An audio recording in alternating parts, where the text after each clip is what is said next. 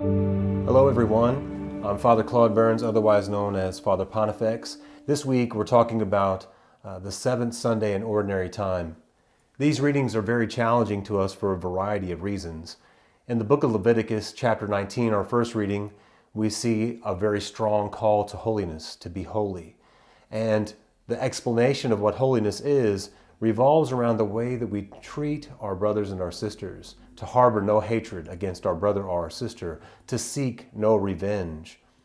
The theme continues in our second reading from St. Paul's letter to the Corinthians, where he talks strongly about each one of us being a temple of the Holy Spirit. Really does speak loudly when you think about that the same Spirit that raised Jesus from the dead lives on the inside of each one of us, and that we should see that not only in ourselves with that type of dignity and respect, but that as we look at our brothers and sisters, that we see that, especially for those that it's difficult to love, those that are irritating, those that are in opposition to the faith. We are called to see them as a temple of the Holy Spirit. In the gospel today from Matthew chapter 5, Jesus challenges us to deepen our love.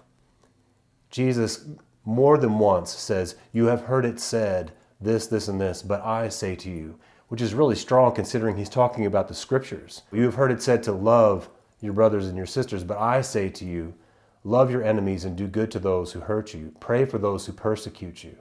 Those are strong words. When he talks about turning the other cheek, a lot of people will automatically see that as just being a pacifist, that Jesus was just talking about being a pacifist. But the reality is that Jesus was actually telling us to be brave.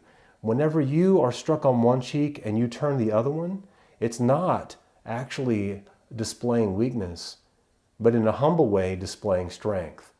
You're not running the other way, you're not moving, you're standing your ground, but you're offering the other cheek, almost saying, you can do what you want, but I'm not going anywhere. What it also says is that we're not going to fight those battles with evil, that we're going to fight those battles with good and with love. Jesus tells us that it's easy to love those who love us, and think about that. Those that love you, that's a reciprocal relationship. It's easy to love there. But for those that hate us, those who do us harm, our enemies, it's a very difficult thing to love there. For all of us, it's difficult to love. But that type of love comes from God. Think about Jesus as he was on the cross. Think about after he had been through his passion and through all that humiliation and nailed to the cross, and he looks out and he says, "Forgive them, Father, they know not what they do." Jesus didn't just tell us to live this way. He put it on display. Love conquers evil. Light conquers darkness. That is the way that we change the world. Is it difficult? Absolutely. How do we do it? Through grace. Praying for the power that comes from God to live out that type of love, to turn the other cheek, to love our enemies, to pray for those who persecute us.